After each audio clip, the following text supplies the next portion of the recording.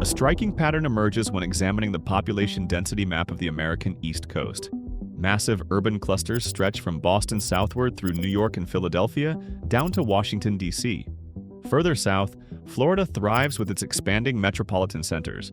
Yet nestled between these bustling poles lies a remarkably quiet coastal strip spanning hundreds of miles along the shores of Georgia, South Carolina, and North Carolina.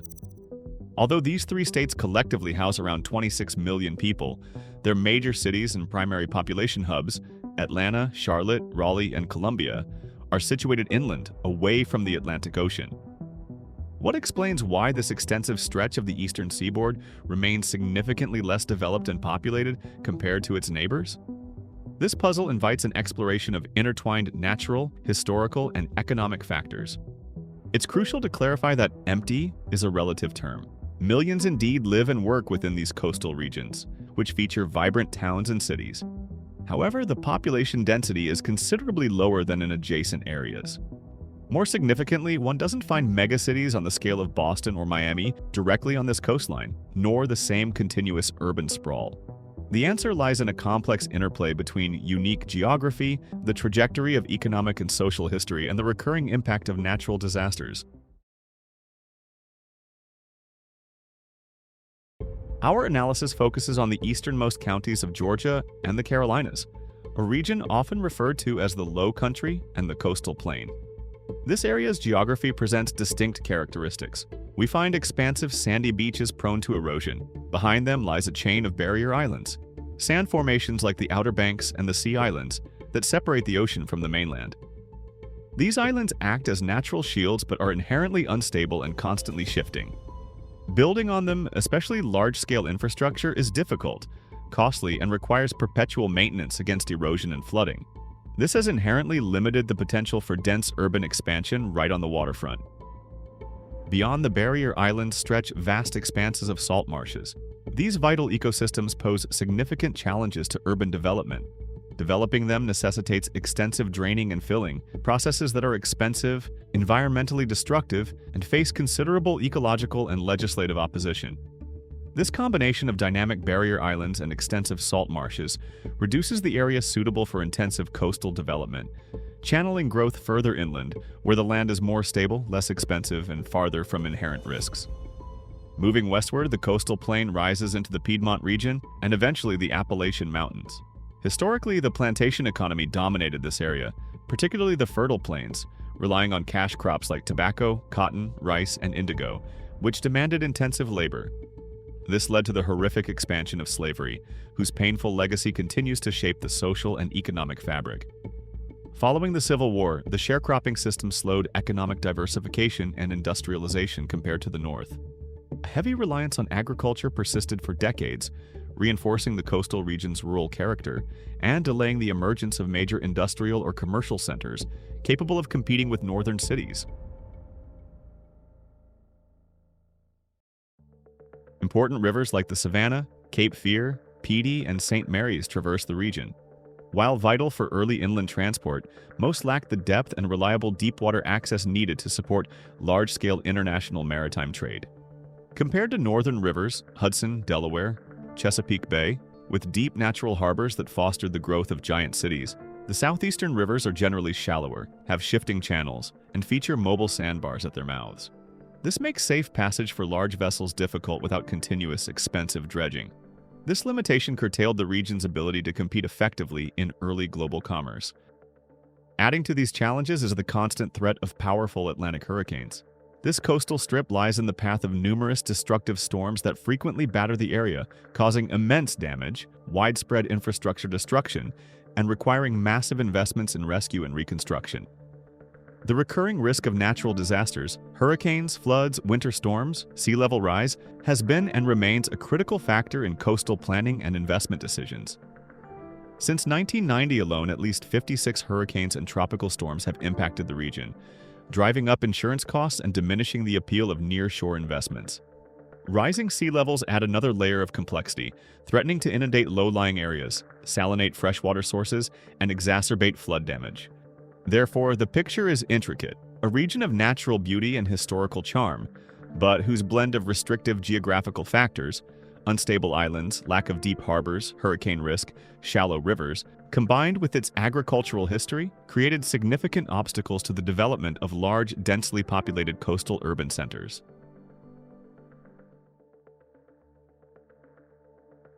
The development trajectory of the southeast coast differed fundamentally from the northeast.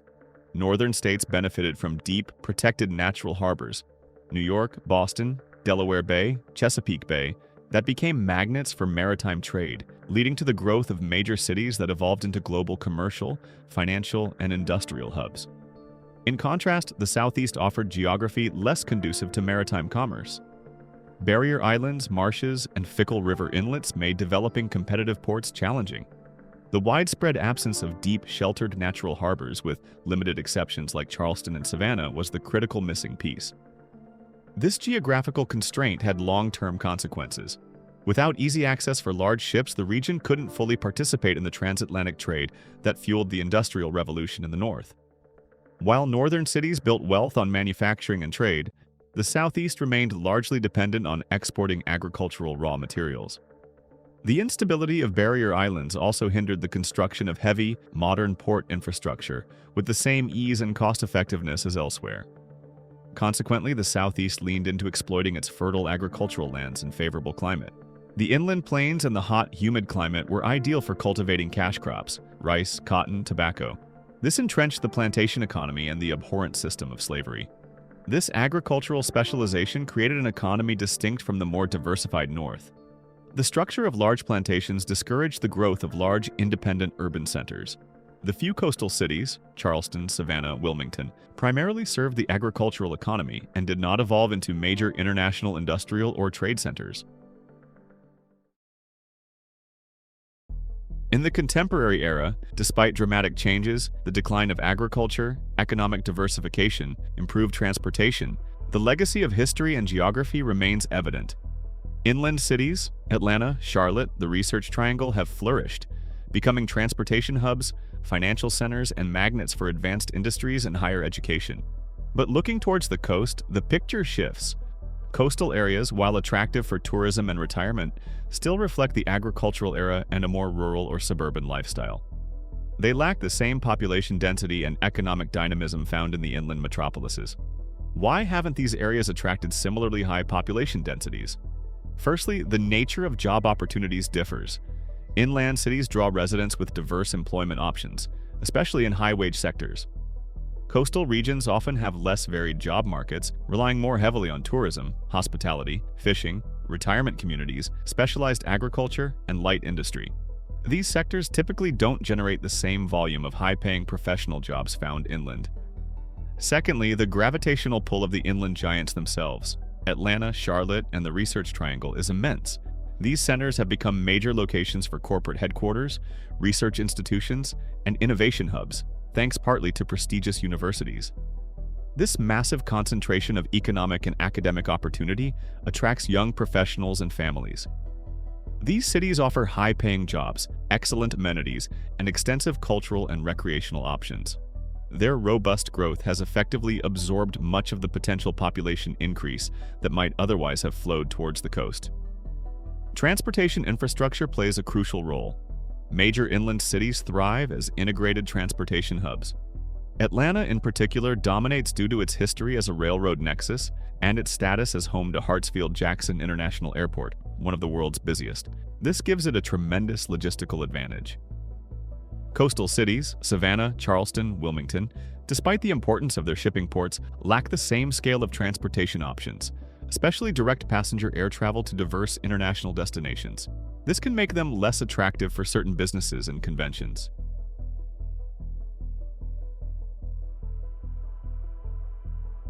Population figures illustrate the disparity. The broader coastal region contains over 10 million people, but they are spread across a vast area with relatively low density. The largest coastal or near-coastal cities, Charleston, Wilmington, Myrtle Beach, Savannah, Brunswick, and nearby inland centers, Columbia, Fayetteville, Jacksonville, NC, combined have a population significantly less than half that of the Atlanta metropolitan area alone, over 6.1 million. The historical irony is striking. Coastal Charleston, founded 1670, is much older than inland Atlanta, founded 1847. One might have expected Charleston to grow into the dominant city. Why did Atlanta rise to prominence? Transportation was key. Atlanta began as a railroad intersection, terminus. Its strategic inland location made it a vital connection point. After its destruction in the Civil War, it was rapidly rebuilt, becoming a major transportation and commercial hub for the New South. The development of its airport further cemented its role as a critical national and international center. Charleston, conversely, faced geographical limitations. Situated on a narrow peninsula, its physical expansion was constrained. Its low-lying topography makes it vulnerable to sea level rise and hurricanes, increasing construction and insurance costs. This environmental risk may have deterred some investment. While Atlanta successfully reinvented itself as the capital of the New South and a symbol of progress and growth, Charleston, focusing more on preserving its historic character, experienced a slower economic recovery more centered on tourism and heritage. In essence, Atlanta possessed geographical advantages, central location, room to expand, and historical momentum, transport hub, spirit of renewal, that enabled it to surpass Charleston. It's a complex narrative of adaptation and resilience, a place where echoes of the past intertwine with the challenges of the present and future. Perhaps this coast isn't empty, but uniquely preserved, waiting for the next chapter in its story, a chapter that might be written by climate change, new economic shifts, or a growing desire to escape urban clamor for the enduring tranquility and allure of the coast.